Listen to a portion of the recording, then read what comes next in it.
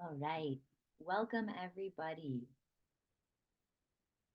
Aw, just my pleasure. Oh, hey, you. Aw, some friendly faces in here. Mm. So I'm just checking the chat. The volume's a little quiet. Yeah. Can you hear me better now? That's better. Yeah. Okay, cool. I'll get really close. So this is one of my favorite topics. It's really, really sweet, and I'm so excited to be here with you all today.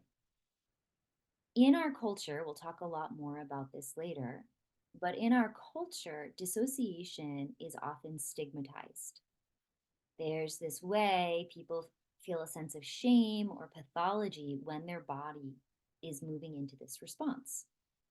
And the purpose of today's webinar is to help explain why dissociation happens, why it's actually really important and critical as part of our survival strategy arsenal, and what we can do afterwards to unwind or thaw from the dissociation to come back. So, just a little short introduction. My name is Eleanor. I use she, her pronouns, and I am the co founder of Inner Path Psychedelic Assisted Therapy Center. We are based in Baltimore, and we have the great privilege of bridging science and spirit. So everyone at our center um, is is really creating a space where clients are being oriented back to the part in them that is the most them. Um, and we're involved in the latest research around psychedelics and the nervous system and neuroplasticity. So it's really an honor to be part of a bigger, greater conversation of awakening and to have a platform to do it in. So we will be sending this webinar replay link out to everyone who registered. So even folks who can't come in the middle of the day will get to access this education. And I have a presentation set up, but for those of you that are here live, you have the added benefit. You can ask questions anytime. Feel free to drop them in the chat because if I have the presentation up, I might not see your hand raise. And let's take a moment to arrive and then we'll launch in. So, an invitation to scan the space around you, looking over one shoulder and noticing that there's no threat, there's no bear, real or perceived. And then looking over the other shoulder, recognizing that there's no threat, real or perceived. And then perhaps taking a moment to feel your body. You can do this with the eyes open or closed. The reason we look behind us is because our nervous systems can move into parasympathetic or relax when we're aware that there's no threat behind us, real or perceived. No bear, no woolly mammoth. And as you begin tuning into your body, there's an invitation to watch the breath as it expands the torso and as it empties from the torso.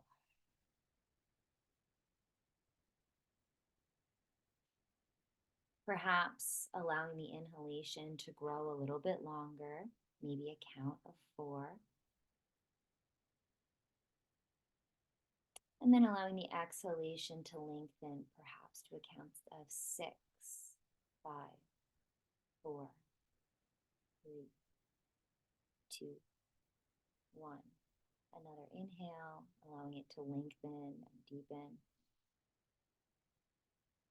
And then allowing the exhalation to be even deeper and even longer.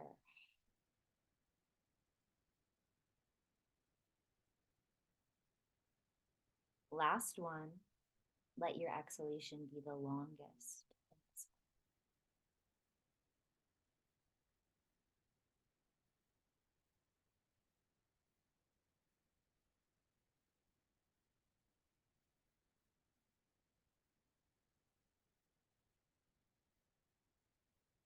Taking a moment to notice if your body feels differently after just 3 breaths. I feel a lot more settled and slower.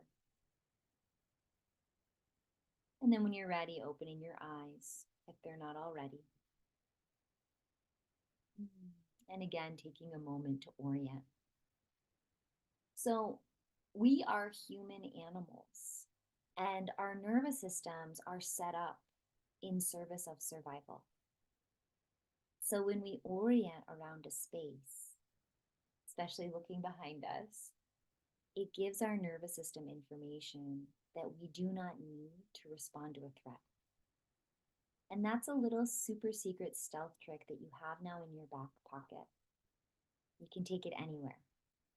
And anytime you feel your system activate a little bit, simply orienting through the space can support parasympathetic dominance. It can support the nervous system downregulating. It works. It's incredible.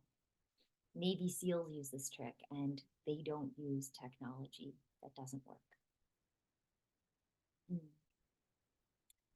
So let's launch into the nervous system. We're going to talk a little bit about what it is as the context for our content today. Ooh.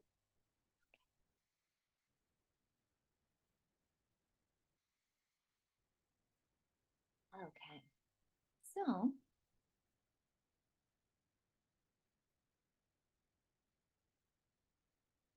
this diagram, oops, wrong page. Let's try this one. There we go. This diagram is a really sweet diagram of the nervous system that will help us understand a little bit more about what's happening in the autonomic nervous system. So this is very much a high-level overview. The autonomic nervous system has 3 main branches: the ventral aspect, which is connected, safe, I can, safety, presence, connection to others. It has the sympathetic branch, which is very much the mobilized, the fight, flight, the preparation to mobilize, the I must energy. And then it has the dorsal branch, which is the collapse, immobilization, freeze, shut down. Now, as the autonomic nervous system and polyvagal theory is being popularized, people are teaching the ventral, the sympathetic, and the dorsal, which is great.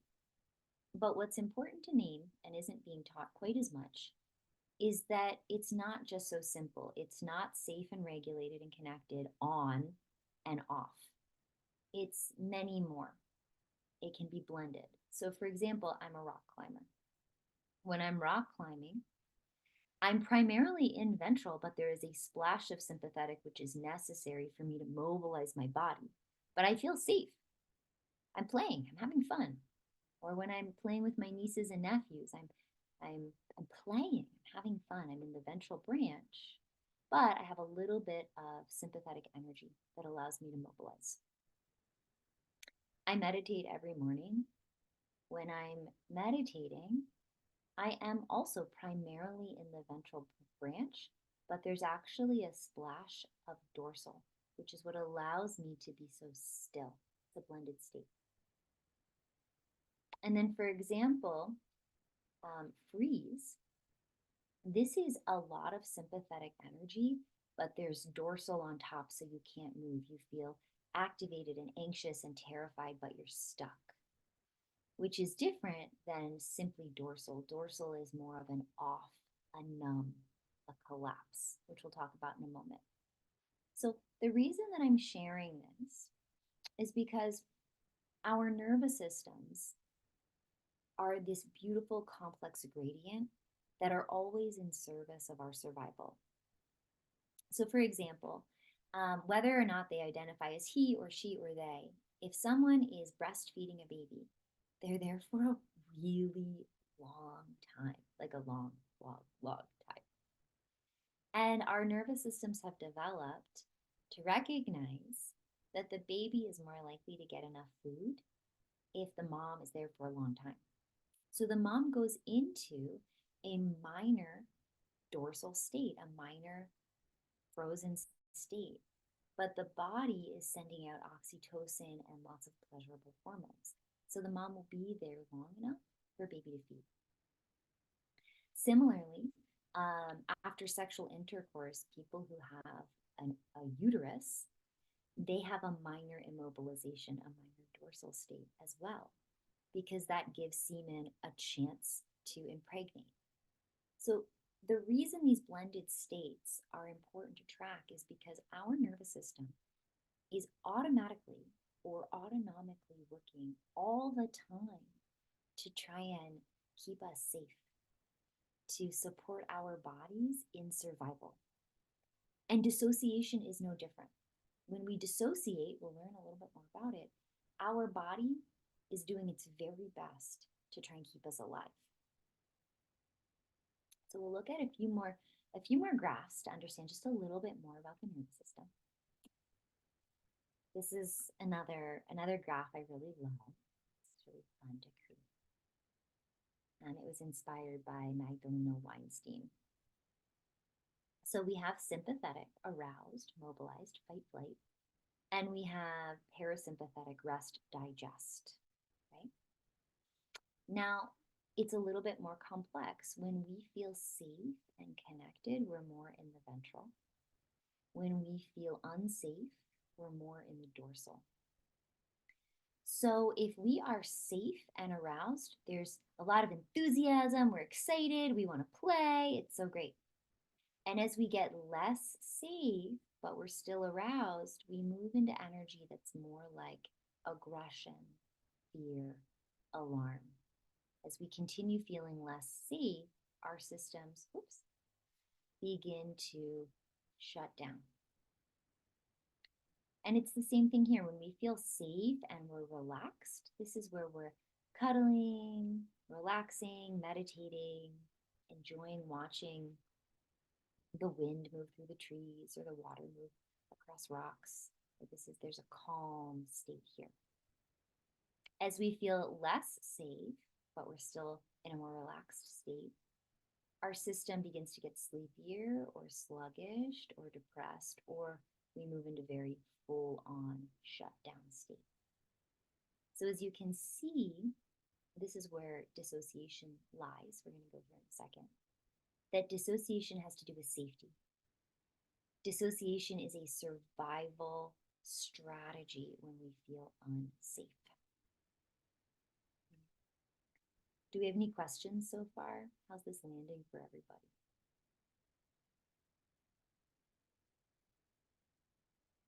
Great. Okay. So I'm going to put a different diagram.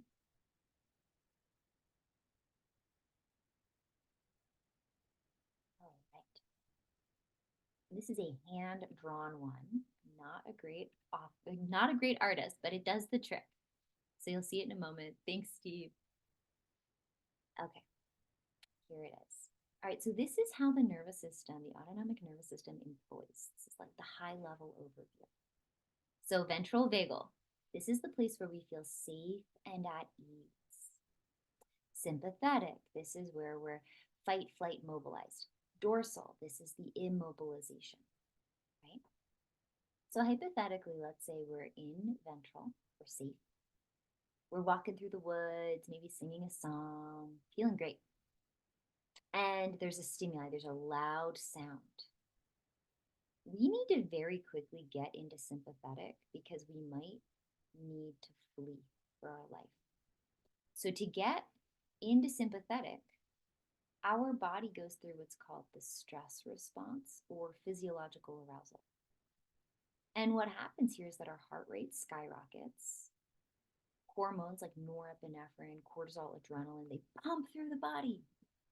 Our pupils, they dilate. The lenses of our eyes flatten so that we can see around ourselves. We can see further.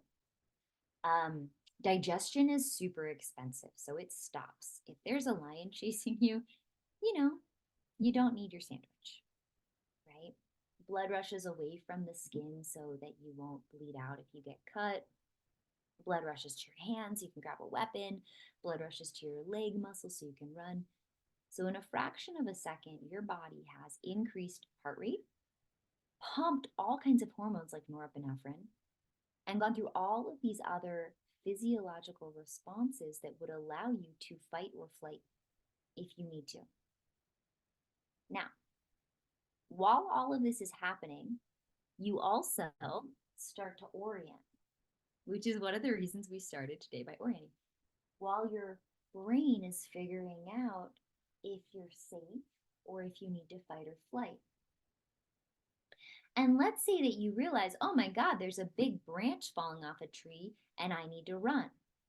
You would run, you would flight, you would mobilize, which would discharge all of these hormones. It would metabolize all of these hormones. You would be completing the protective impulse. And then you'd get to come back up here to baseline. So we have baseline, stimuli, loud sound, or like a car slamming on its brakes. Your body goes through physiological arousal. It mobilizes every resource it has, which drops you into a sympathetic fight, flight, mobilized place. You run away from the tree falling on you, which discharges the bound up resources, metabolizes the hormones, completes the protective impulse, and allows you to come right back here to ventral vagal. Now, let's say while you're orienting, you realize the tree is about to fall on you and you can't get away. Like it's gonna fall right on you. You can't run fast enough. You're not strong enough to stop it. So sympathetic fight flight is not a viable option. What happens in that case is that the system will now drop into the dorsal branch and dissociate. Because if you don't feel your body, when the tree is landing on you and crushing your bones, you don't have to feel the unimaginable pain. So this dorsal branch is really critical. Dissociation, if the body can't leave an unsafe environment, we leave the body. Dissociation is a brilliant form of survival physiology. Now, the dorsal branch is the oldest branch in our nervous system. When we were reptiles, if there was a predatory bird overhead, the little toad or snake would pause. They would freeze. It's really sweet. They would freeze. I'm a leaf, you can't see me. And often the predatory bird wouldn't see them and then they would survive. And so this really deep freeze response is involuntary and it's very old. It was our oldest and our very first survival response strategy. It's pretty cool, actually. There's these videos of possums playing dead and predators coming and smelling the possum that is playing dead and then leaving. Because predators have a kill instinct, they want to eat meat that is living because it's less likely to be spoiled. It's more likely to be safe. So this complete freeze mechanism is involuntary and a strategy to survive before we could fight or flight. The possum can't run faster than the fox. The possum can't fight the fox. So freezing was its only viable strategy. Does this make sense for everybody? Okay. So there are a lot of reasons our systems would use this sort of dorsal response. Like we said, if the tree is going to fall on you, it would be extremely painful. And if there is dissociation, if we've left the body, we don't have to feel that pain, right? So, oh, I'm just seeing that there's a few messages. Okay, cool. So if, for example, someone like a nurse was working in labor and delivery or shock trauma and they lost a baby during labor and delivery, that's unimaginable. Like that's beyond imaginable. And yet the nurse needs to keep functioning to save other lives. So there is a way that we can live in this dorsal branch where we don't feel the body, but our brain is working really great and we can keep functioning at a high level. There's a lot of folks, like soldiers in war, children who've been abused, that report experiencing like they're living from the neck up. Like they can function cognitively at a very high level, but they just don't feel anything in their bodies. And that again is really adaptive. Like who could feel the devastation and grief of losing a baby in labor and delivery and keep functioning? So this strategy is involuntary and it is there to help us function. The issue is if we're fully dissociative and we can't feel our bodies, after the threat has passed, we can't feel our lives. Our lives are no longer available to us. So I'll give you an example. Anger, it's not an idea. It's not happening in the mind.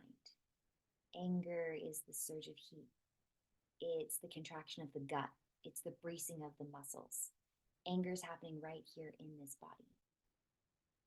And so is joy. So is aliveness, vitality, peace, connection, intimacy with our family and friends. And so if we have dissociated to function through something challenging, it means that we've made it through. But our survival strategy now becomes our prison.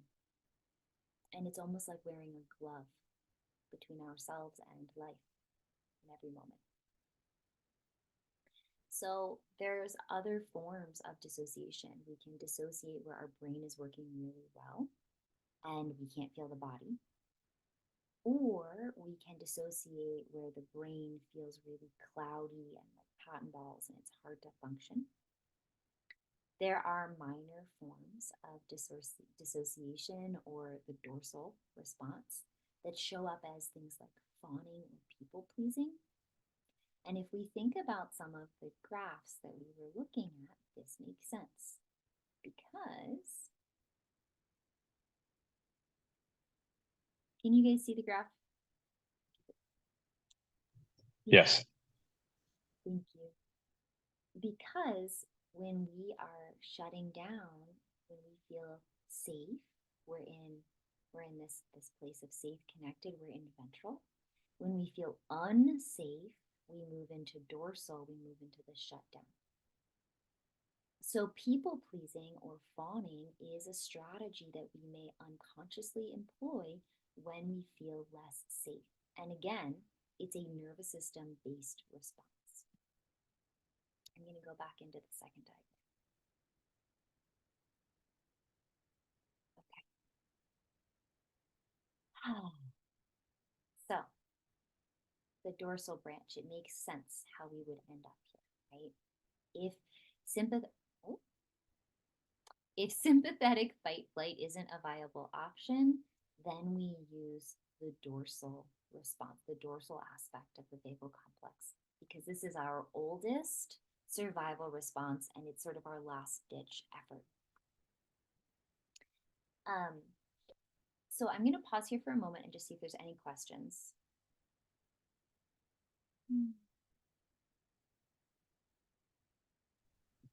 I have something I'd like to ask, actually. Sure. So sometimes when I'm in meditation, I have radiators in my place, and sometimes they can like click really loudly. And I've been wondering what happens. So when I'm meditating, a lot of times it'll click. It's very loud, and it kind of like makes my body jerk a little bit. And I also see a flash of color, and it almost feels like some kind of fear response because it's just a loud noise when you're not expecting it. Where would that fall on your diagram, or where would you think that would fall? That is such a great question. So what I think I'm hearing is that sometimes there's an unexpected noise and your body jolts a little bit and even has color sometimes. Am I getting it? Yes. Yep. Yeah. Oh, hi. Hey. Hey, from Sedona House. How's it going? Oh, hey, man. Oh, it's so good to see you. Good to see you too. I thought your picture looked familiar, but I couldn't quite tell. Well, okay, so first of all, I also have an exaggerated startle response. Totally normal. and very common. And what this typically indicates is that there's trapped energy in the nervous system. Hmm. The Okay. nervous system is very quick to go into sympathetic because there's energy trapped in the nervous system. And it makes sense. The nervous system is kind of like a hydraulic system. And so if there's pressure trapped in a hydraulic system, it needs to get out. So I'm going to go into the second diagram. I think that will help. Okay. So think about it, right? We're at ease. Things are great. We're regulated. There's a stimuli. The car in front of us slams on its brakes. We get a text Right. message from our mom. There's a loud sound, whatever. And our body mobilizes all of the internal resources we have: norepinephrine, cortisol, adrenaline, heart rate goes up, breathing goes up, so that we can fight or flight. Now, let's say it was a car slamming on its brakes, and we also slam on our brakes and we avoid the car accident. We never had a chance to complete the protective impulse. We never had a chance to run. We never had a chance to fight. It's like inappropriate to growl at the cars on the highway, or like bite the barista at Starbucks. Like we didn't complete the primal protective impulse. And so that energy is actually still in our nervous system. How many times I've had this experience so many times where I avoid a car accident, but then I still feel a little bit of anxiety in my body. Have you ever had that? Yeah. And then you Oh, just, totally. It's like it's adrenaline. Yeah. yeah, everyone in the chat is like, yeah, for sure. Me too. Yeah. And then you just keep functioning. So think about how many hundreds of thousands of moments per day or per week or per month there's a minor surge of adrenaline, of sympathetic tonus, of activation that never gets fully metabolized, and you just keep functioning. That gets trapped in the nervous system. And so people who have an exaggerated startle response, it typically indicates there's just energy trapped in the nervous system that needs to be released. Does that make sense? Yes. And how do we release it? Question. So there's a lot of different, actually, I have a little diagram for that. Hold on, here we go. Hey now. Okay. So,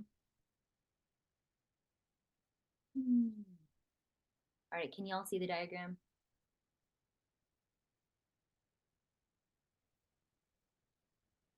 Okay. So here, just to confirm, can everybody see the diagram that says heart rate variability? Yes. Amazing. Thank you, Steve. Okay. So heart rate variability is the marker of resilience, right? It's the marker of how quickly we can go into sympathetic and then back to baseline, how quickly we can go into dorsal and then back to baseline. It's a huge buzzword in the fitness industry, but effectively it reflects our ability to adapt to stress and environmental demands. So all of these are things that help support heart rate variability. I'll talk a little bit about all of them. So the heart beats, and then there's a space. The heart beats, and then there's a space. The heart beats, and then there's a space. Right? So the space in between each heartbeat, we used to think that that was fixed, that it was the same, that our resting heart rate had the same amount of space between each heartbeat, but it doesn't. There's actually huge variance in the space between each heartbeat, except for people who have a dysregulated nervous system with too much pressure in it, or who have experienced trauma, and as people get older. So, what we want to do is do practices that stimulate the vagus nerve, strengthening it. And we want to do practices that increase heart rate variability or resilience. So,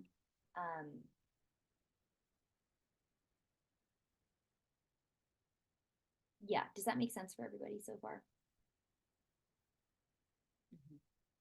And it makes sense, right? So the heart beats, there's a space. The heart beats, there's a space. If that's always rigid, the system is operating in this really rigid plane, this tight container.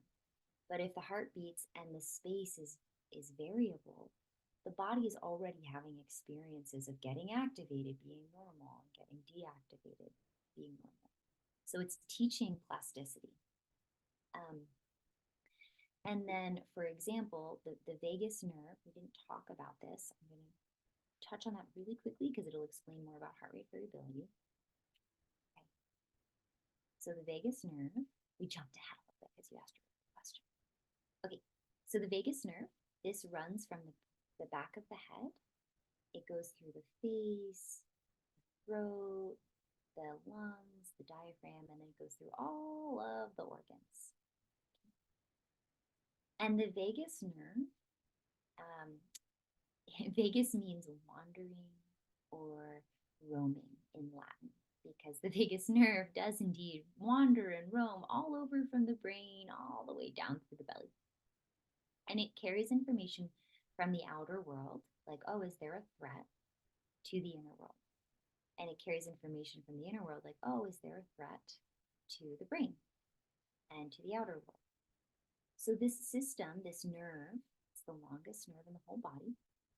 This nerve is determining if we are safe or if we need to respond to a threat.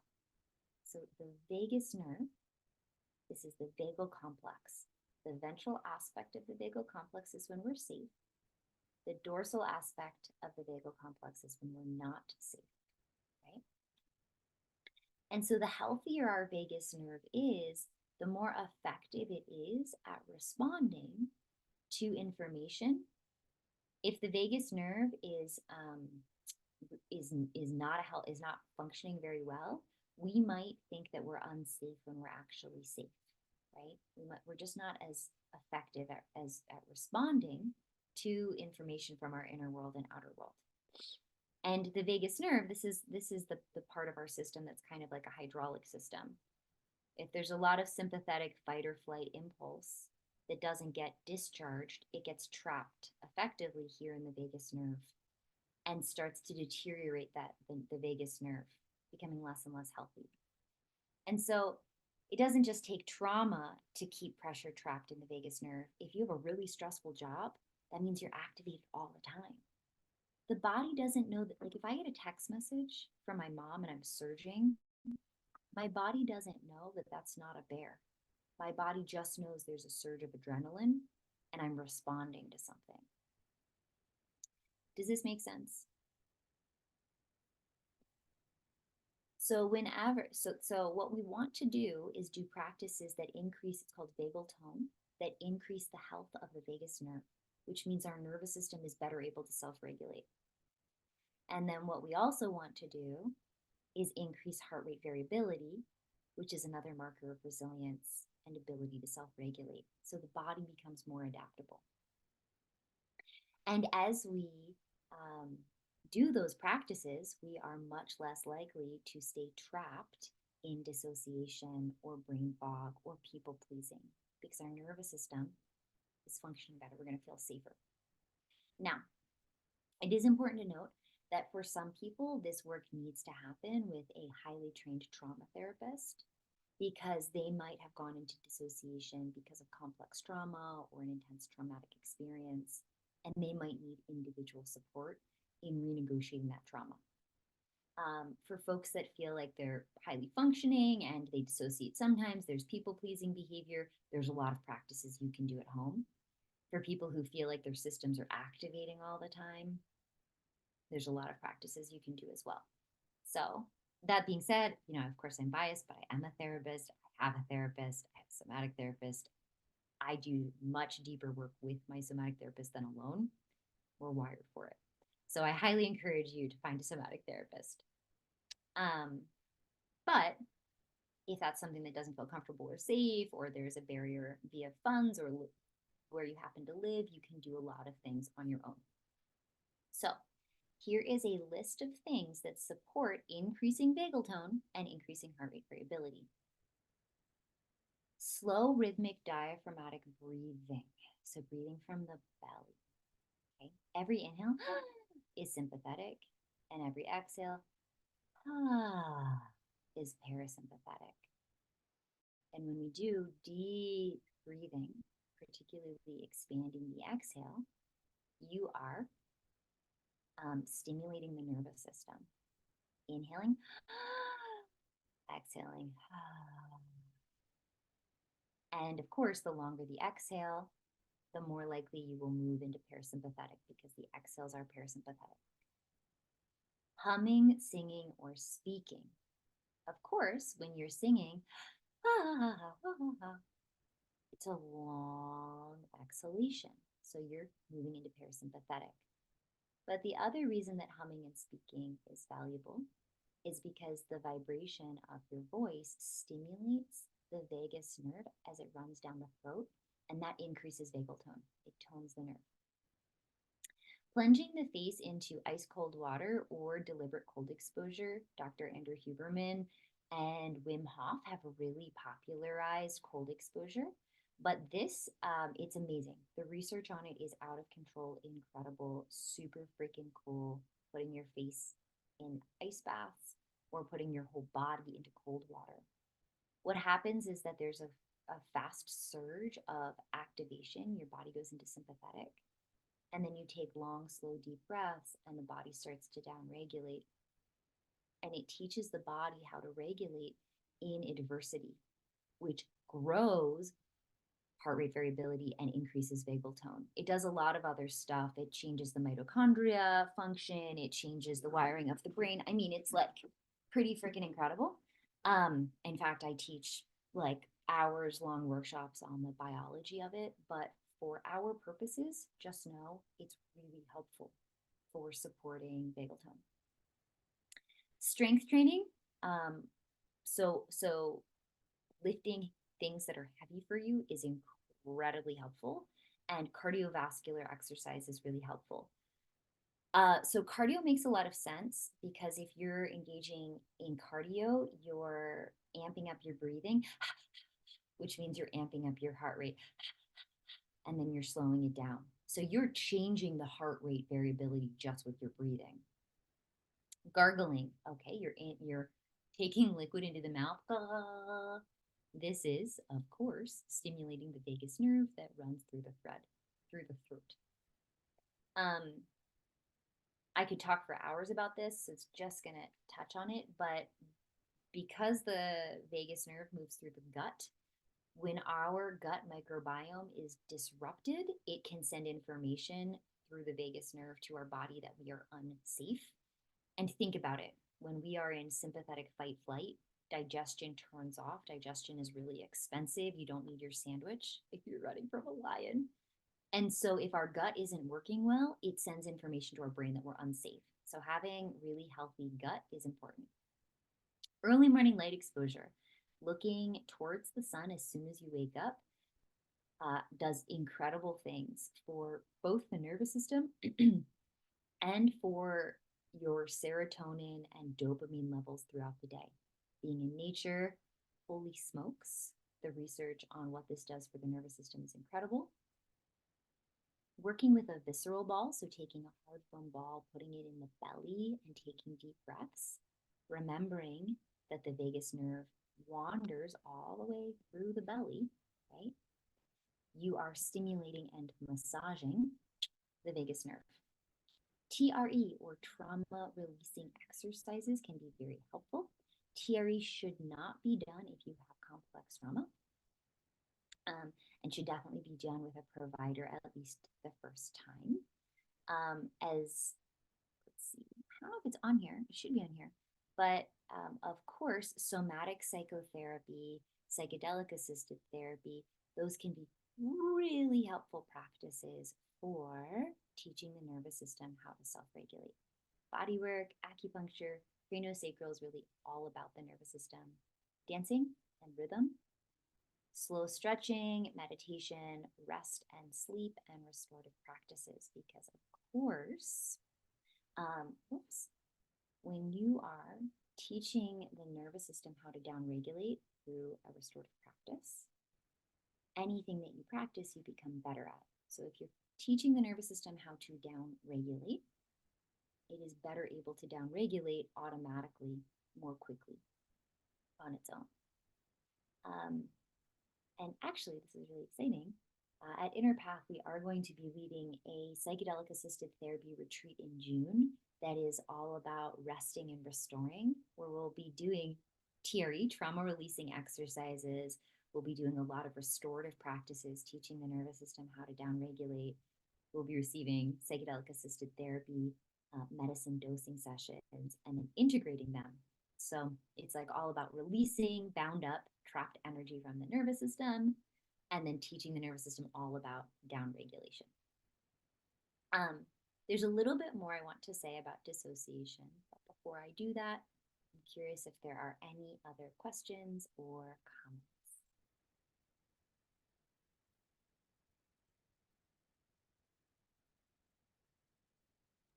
Doing great. Thank you. Thanks, Steve. I'm also checking the chat window, and yeah, Jesse, you make a lot of sense to me. If there's an intimate relationship where you don't feel safe and your nervous system is constantly responding by dissociating a little bit to manage, that's like the cost of doing business in your nervous system is now very high, right? You can still function, but it takes a lot more capacity. Yeah. I'm glad you'll be exploring that. I'm sending you a lot of kindness.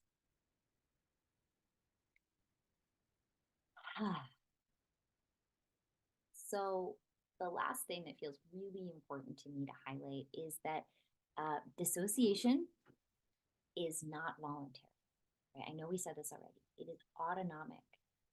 It is our oldest survival physiology response. And so if our system is dissociating, there is nothing wrong with us. It's simply our bodies attempting to stay safe. Now, we live in a culture that really has high accolades for cognitive intelligence. So, anthropologically, if we felt unsafe, we would leave the body, we would go to the brain. We're not that strong, we're not that fast, and we would use the mental control tower to plan logistics and collaborate with our tribe. So, when we felt unsafe, we left the body. When we were younger and we felt unsafe and we left the body, we were in a school system, probably. I hope for you were in a different school system, but probably that rewarded that and told you it was really good to be smart. So you're getting validation around cognition. So you're more likely to live up here. We also live in a society where there is no tolerance for emotional vulnerability. So if we feel feelings and there's nowhere to take them, we often will bury them. So it's another form of dissociation.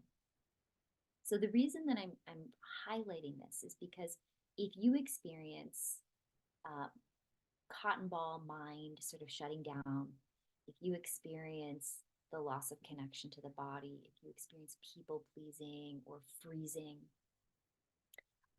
none of those are your fault and there's nothing wrong with you. It's simply your biology attempting to keep you safe.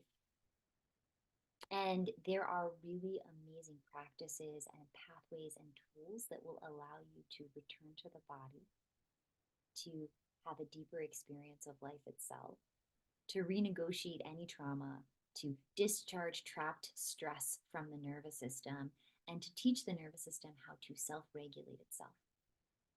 And I cannot strongly enough recommend for folks that they do this. I used to not be able to feel anything in my body at all. And through the journey I've taken, I now feel my body and I'm checking in with it hundreds, maybe thousands of times per day. And the experience of peace and freedom and safety that comes from that is actually all of our birthrights. The ability to have a regulated nervous system where we're not constantly having knee-jerk reactions, but we instead get to choose how we want to respond is also our birthright. It's freedom. And so if any of you feel curious about trying to find a somatic therapist or someone who offers TRE or craniosacral or any of those things, please feel free to send an email to InnerPath and we'd be happy to help you find someone, hopefully in your area, if there is someone in your area. Otherwise, we do offer virtual therapy, or if you're in Baltimore, in-person therapy. And For anyone who is interested in the psychedelic assisted therapy retreat, release from the nervous system and restore, downregulate in the nervous system, we are offering a promo code to folks who watch this webinar. I'd be happy to give you guys that too. So we have a few more moments, and I'm curious if there are any last questions or comments.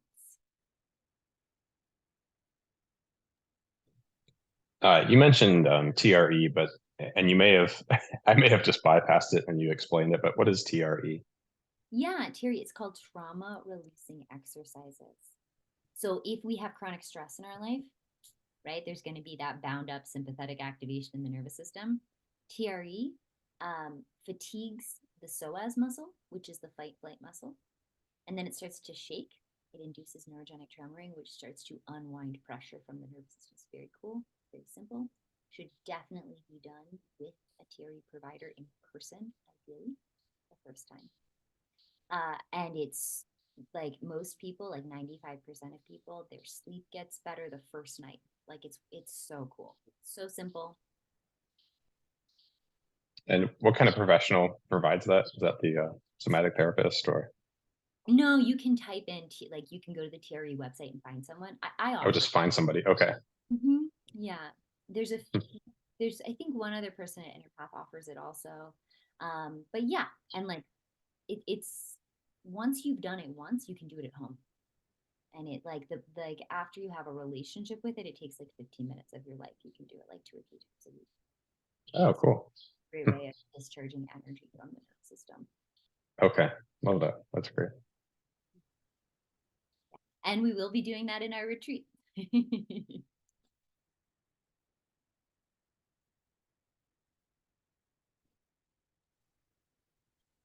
I'm definitely interested in the sorry, you were about to jump into something else, but I'm definitely interested in the psychedelic experience. Um, so we'll talk offline, I guess, but Yeah, we can do a discovery call, but psychedelic assisted therapy, I mean, there's a reason I co-founded the center. It is one of the single most helpful realities on this planet for our people at this time. I am so passionate about it. The research is extraordinary. We don't have time here, and this webinar is not about it, but I could talk for hours about how different psychedelics are for different people and not for everyone, but the people that these medicines are for, with the appropriate integration, I'm watching people become who they came to be every day. It's like mind blowing and heart shatteringly meaningful. And so, absolutely happy to chat with you about it. yeah, love that. Thank you. Hi, you. Hello. Thank you so much. This is so nice. Well, now that you've talked about the psychedelic stuff, I also would probably want to do a discovery call with you about the different ones because I know you talked about, I think you talked about ketamine when you were at Soulworth last year. And what was I gonna say? Actually, I think I forgot what I was gonna say right now, but if I have other questions, I'll message you. Well, first of all, it is so good to see you. But thank you so much. This is really helpful. Yeah, Yeah, you too. yeah, so glad to see you. And secondly, absolutely, yeah, set up a discovery. Oh, this is the question. This is the Okay. question, but maybe it's just about the retreat. Is how long is it? So this one that we're doing in June is a Friday afternoon, Saturday day. Checkout is Sunday. And then we haven't planned another one yet, but we're thinking about doing a longer one in the fall.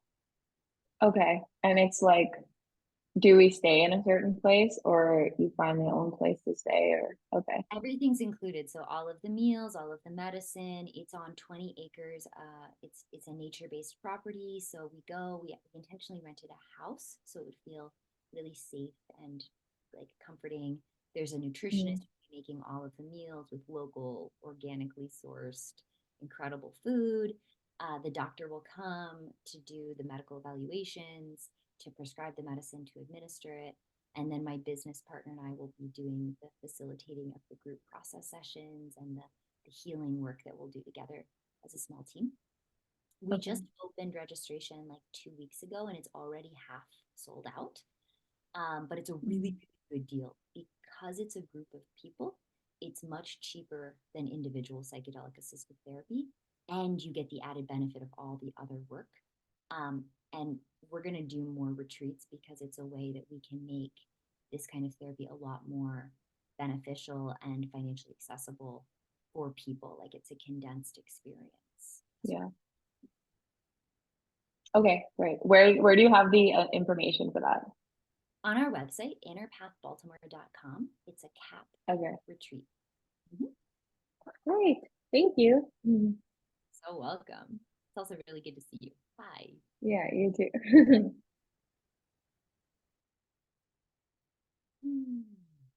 Okay. Well, everybody, I hope you have such a great day.